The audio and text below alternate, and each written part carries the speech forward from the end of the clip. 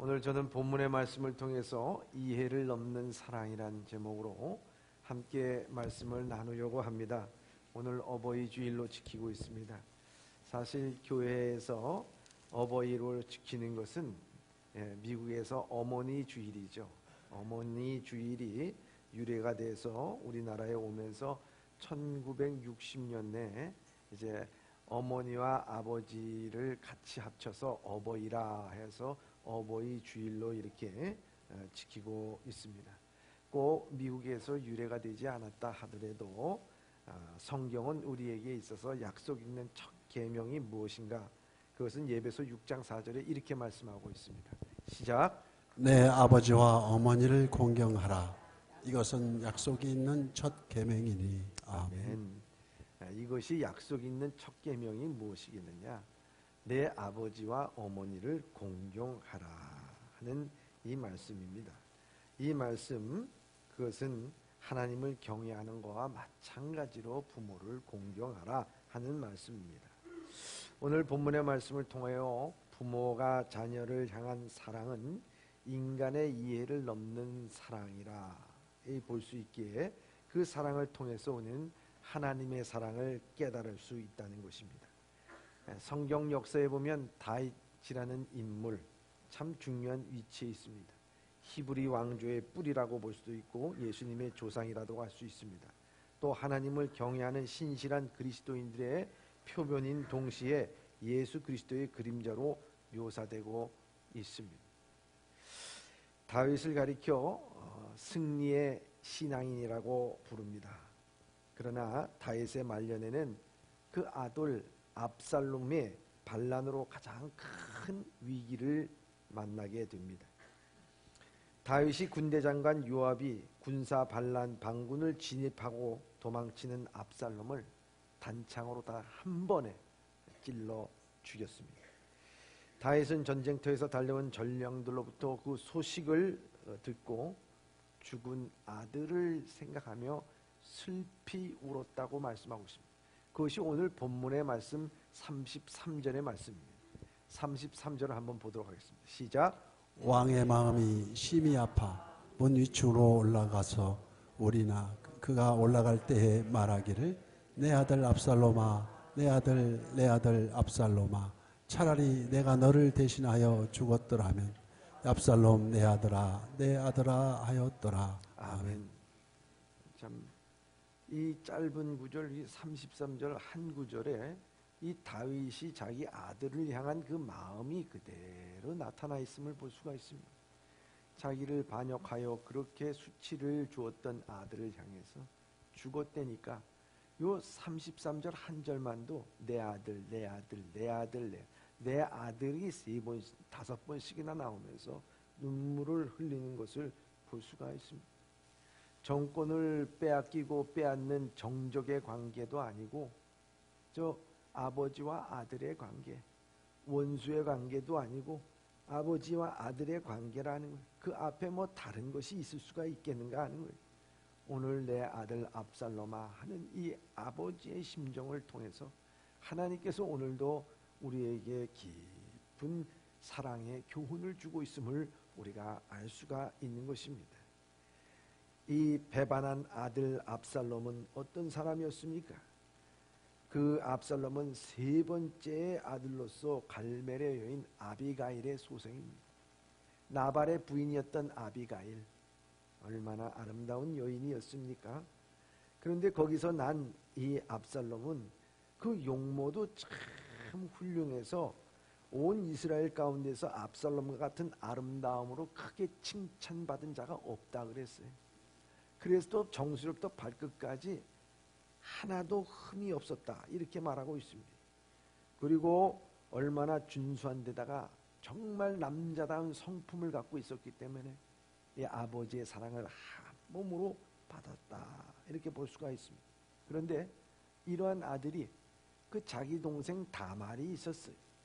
이 다말이 누이가 있었는데 그의 배다른 형제인 암놈이 이 다말을 자기 방으로 유인하여서 강간을 하고 구박하여 쫓아냅니다. 이 일로 인해서 압살롬은 암놈의 적개심을 품고 죽일 기회를 찾다가 양털을 깎는 날이라고 그 아버지 다윗에게 청하여서 모든 왕자들을 다 초청하여 식사를 하게 됩니다.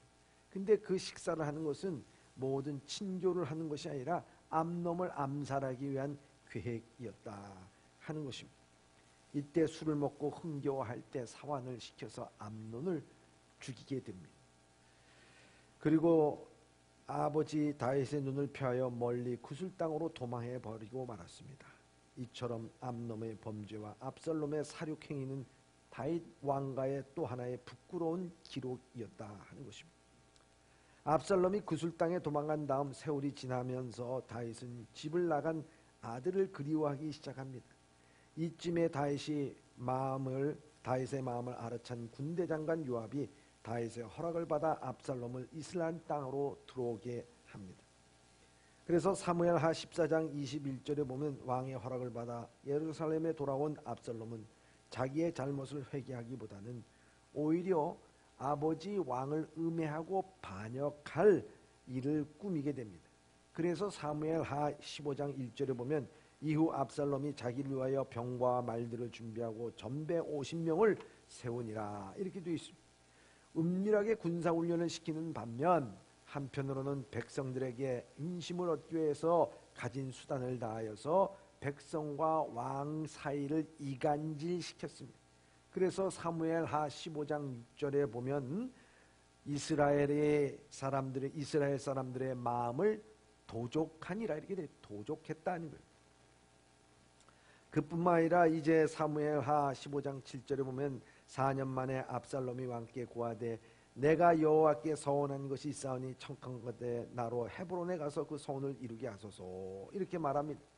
다윗은 아들이 헤브론에 가서 하나님께 서원한 일을 하겠다고 하니까 그저 흔쾌히 허락해 줍니다.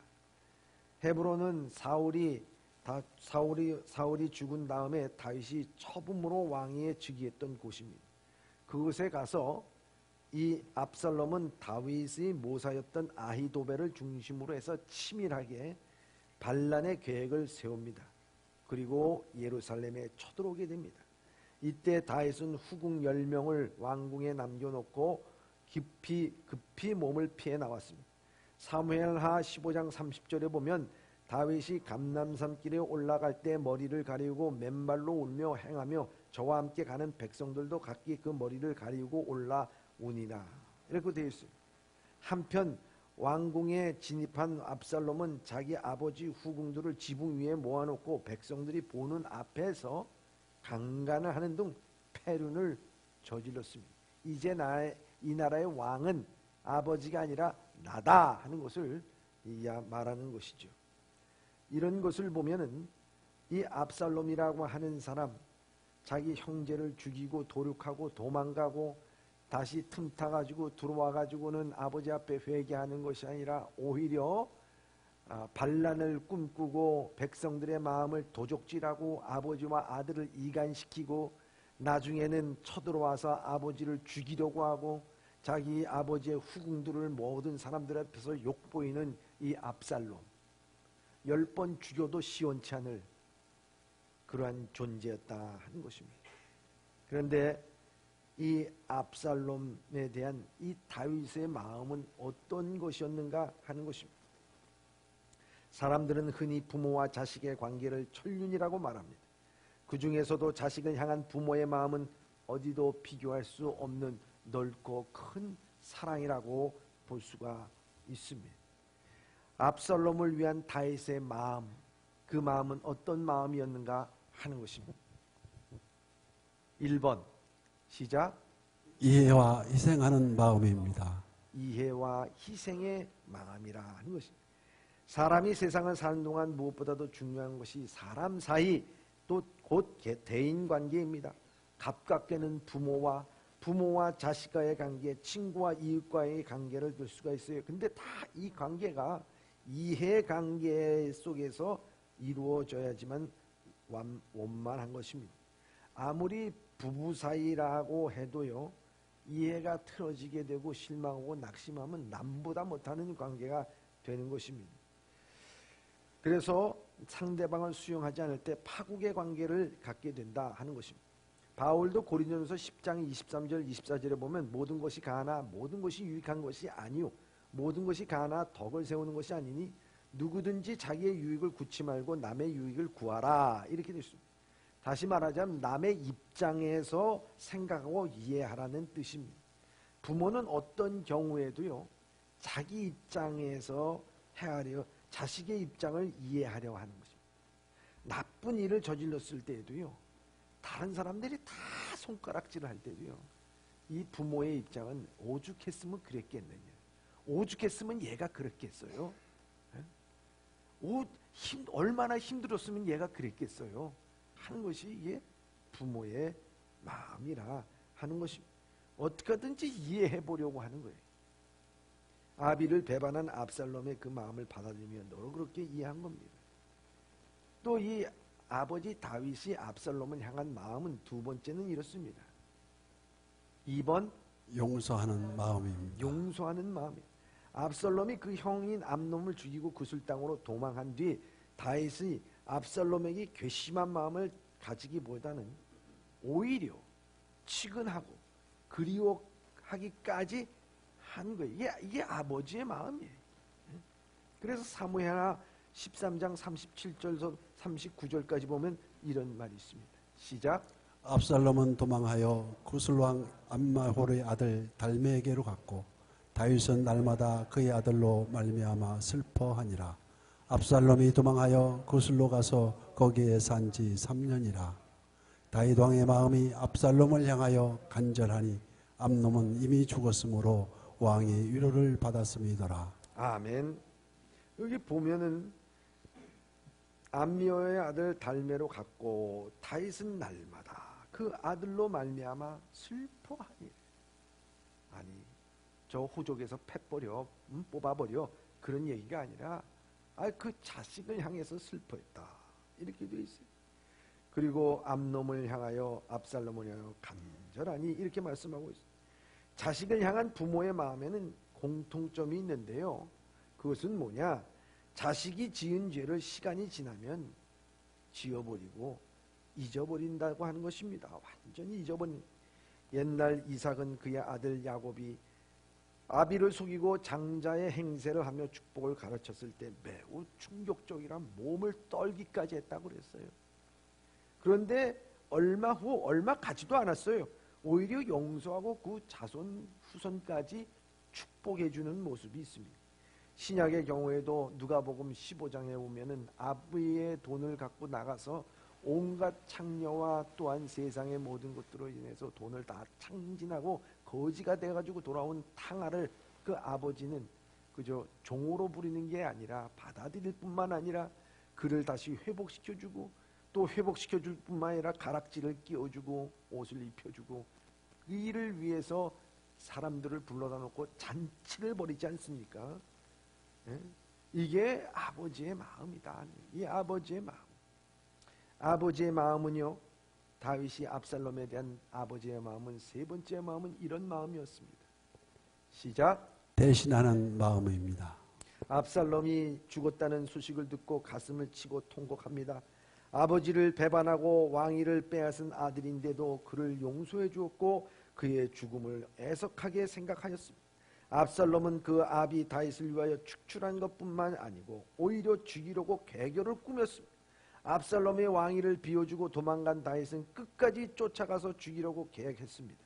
만일 요압이 압살롬을 죽이지 않았다면 다윗은 아마 압살롬의 손에 의해서 아들 손에 의해서 죽임을 당하는 그러한 비극을 맞이했을 것입니다. 그러한 사정을 뻔히 다윗이 왜 모르겠습니까? 알면서도 압살롬이 죽었다는 소식을 듣고 내 아들 압살롬아, 내 아들 압살롬아, 내가 너를 대신하여 죽었더라면, 이게 우리가 이해가는 사랑입니까? 그건 우리의 이해를 넘어선 사랑이라 하는 것입니다. 자식의 아픔을 대신하여 아파주고 자신의 죽음을 대신하여 죽어주려는 마음, 그것이 부모의 마음이 아니겠습니까? 오늘 우리는 이 부모의 마음, 바로 아버지와 아들과의 그 마음 가운을 보게 되는 것입니다. 우리는 전능하사 천지를 만드신 하나님 아버지를 믿사오며 우리 신앙 고백을 합니다. 성경은 예수 그리스도의 피로 구속받은 사람들을 하나님의 자녀라고 부릅니다. 하나님께서 우리를 그 자녀로 선택하신 다음 우리에게 양자의 영을 주셔서 스스로 하나님을 향하여 아버지라고 부르게 돼 있어요. 그래서 로마서 8장 15절에 이렇게 말씀하고 있습니다. 시작. 너희는 다시 무서워하는 종의 영을 받지 아니하고 양자의 영을 받았으므로 우리가 아빠 아버지라고 부르짖느니라. 아멘. 우리가 주님을 이제는 아빠 아버지라고 부를 수 있다. 아빠라고 부를 수 있다. 여러분, 이 아빠 아버지라고 부를 수 있는 것, 그 왜 우리가 아빠 아버지라고 부를 수가 있겠는가 하는 것입니다. 그것은 바로 사랑의 관계이기 때문이라 하는 것입니다. 이 사랑의 관계에 관해서 잠깐 그 외국의 어린아이와 아버지와의 관계인데 우리가 동영상을 잠깐 보도록 하겠습니다.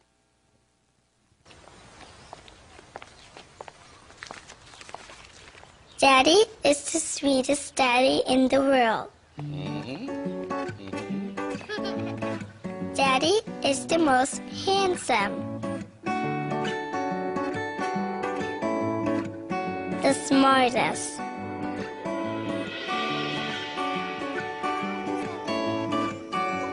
The most clever. The kindest.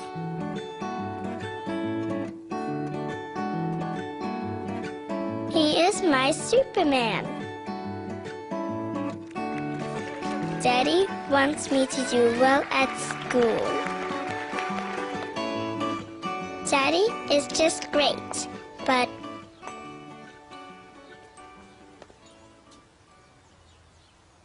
he lies.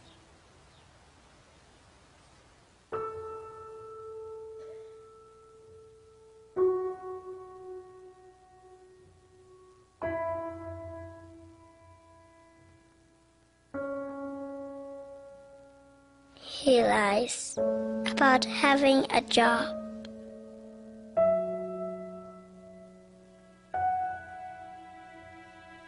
He lies about having money.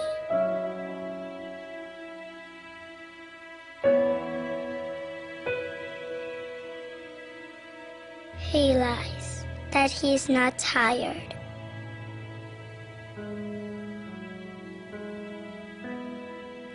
He lies that he's not hungry. He lies that we have everything.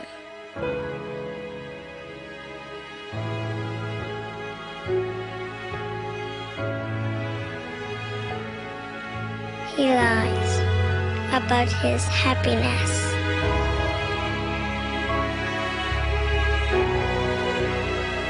He lies because of me.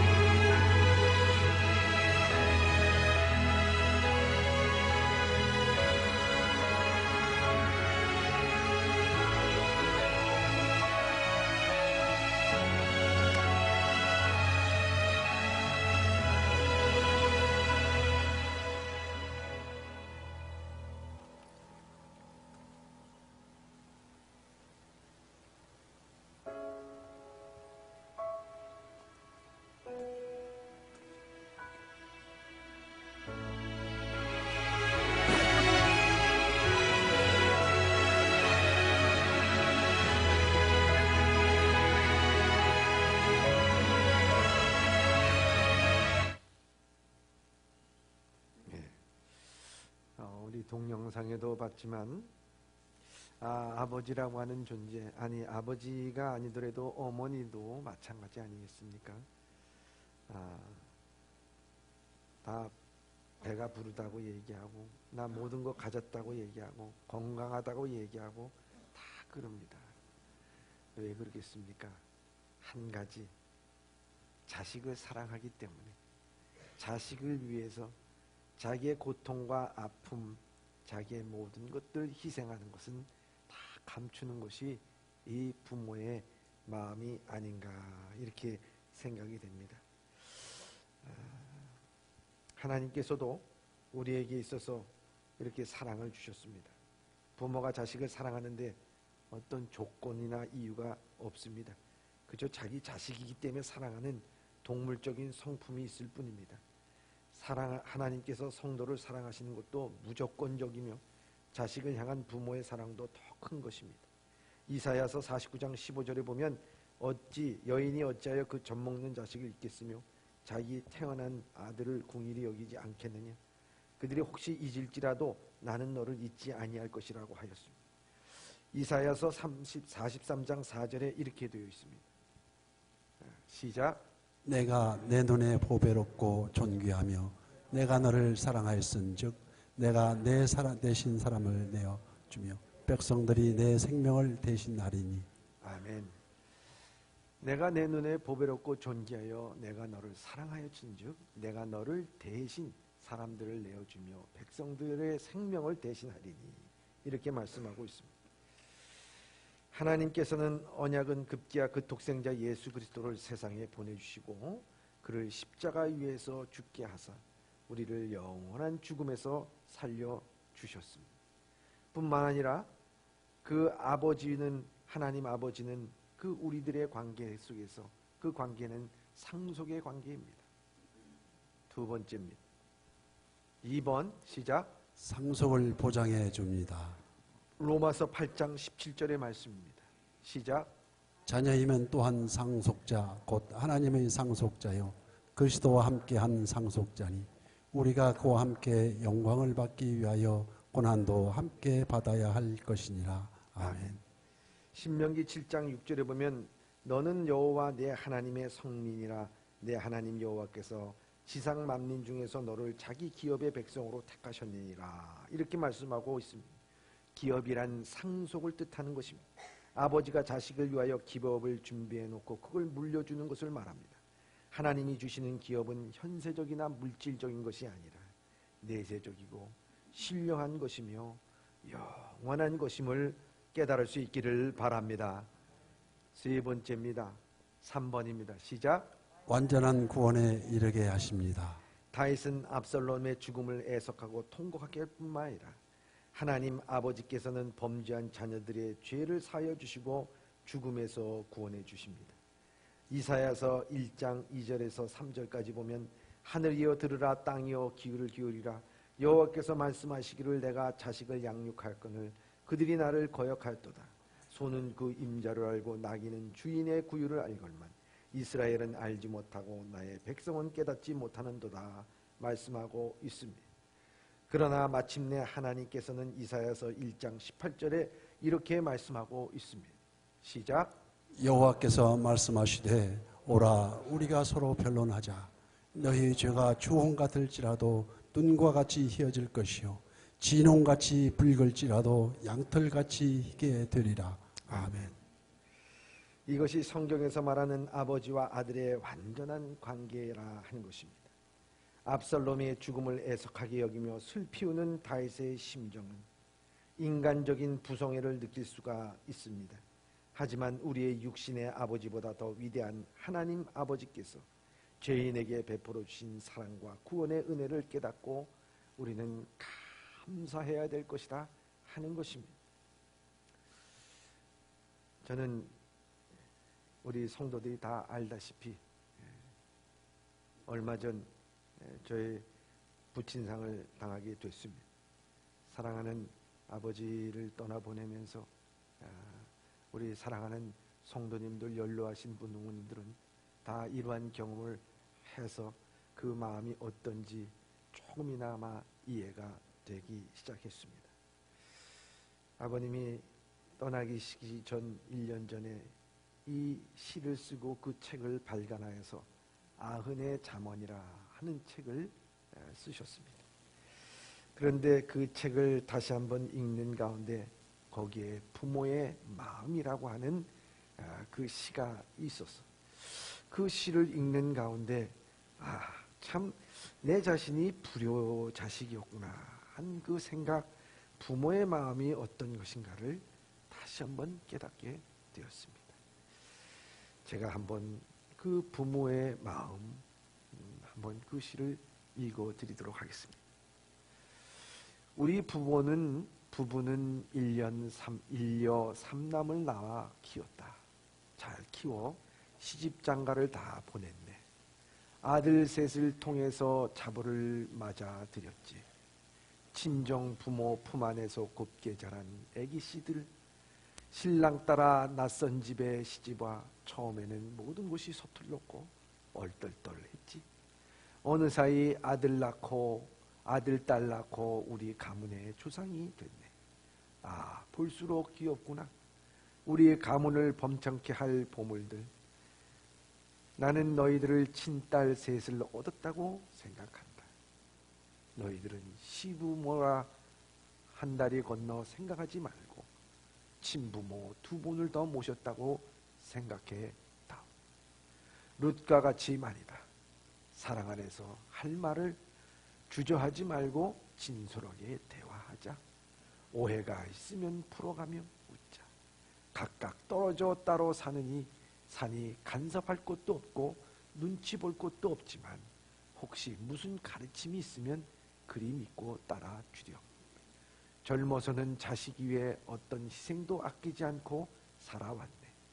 지금은 80마일 속도로 늙어가니 기도로 밖에는 도울 힘이 없구나.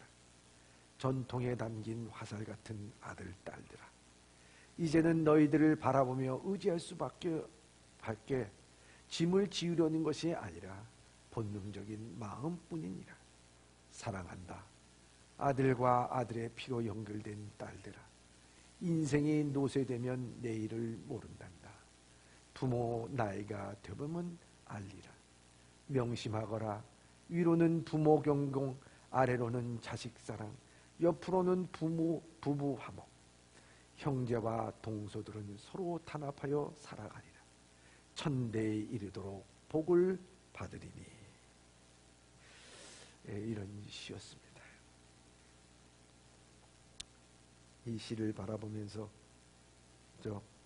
우리는 하나 건너 두치라고 생각할 때도 있었고, 여러 가지 우리의 이해관계로 아버지를, 부모님을 섭섭하게 한 일도 많이 있었을 텐데, 저 아버지는 그저 사랑하는 마음으로 아들, 딸 구별하지 않고 사랑해 주시는 그 사랑을 느끼게 됩니다.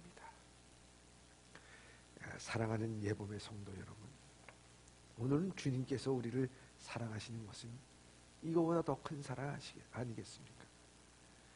우리를 죄 가운데서 구원하여 주시고, 구원하여 주신 것뿐만 아니라 자기 자녀까지도 삼아주신 하나님, 그리고 모든 것을 상속해 주신 하나님, 거기에는 아들과 딸을 구별하지 않고 고아와 가보를 구별하지 않고 더 배웠느냐 못 배웠느냐 구별하지 않냐고, 하나님 앞에 얼마나 더 충성했느냐 안 했느냐 따지지 않고 깊은 사랑으로 우리를 사랑해 주시는 주님인 줄 믿습니다. 일제시대 때 이홍렬이라고 하는 사람이 재능이 있어서 피아노를 공부하기 위해서, 음악을 공부하기 위해서 일본에 건너갔답니다. 그런데 피아노가 없으니 공부가 잘 되지 않아 어머니에게 피아노 한 대를 좀 사달라고 부탁을 했습니다. 홀어머니 되신 어머니께서는 아들이 공부한다는데 가진 것이 없지만은 피아노를 사주기 위해서 밤낮 없이 솔방울을 땄습니다. 수십만 개, 수백만 개의 솔방울을 따서 그것을 돈을 만들어서 자녀에게 붙였어요. 자녀는 그 돈으로서 피아노를 샀습니다. 피아노를 사고 보니 어머님 손이 솔방울을 따기 위해서 거칠어지고 다 터진 그 손, 어머니의 사랑을 기억하면서 그 피아노를 치면서 눈물로써 작곡한 것이 바로 어머니의 마음. 거기에다가 작곡에다가 작사를 맡은 분이 바로 양주동 박사님. 나실제 괴로움 다해주시고 기르실 때 밤낮으로 애쓰는 마음, 진자리 마른자리 갈아놓으시며 손발이 다닳도록 고생하신 하늘 아래 그 무엇이 없다 하리요 어머님의 희생은 가히 없어라. 어머님의 희생은 가히 없어라. 어머니의 정성은 지극하라. 어머니의 사랑은 그지 없어라.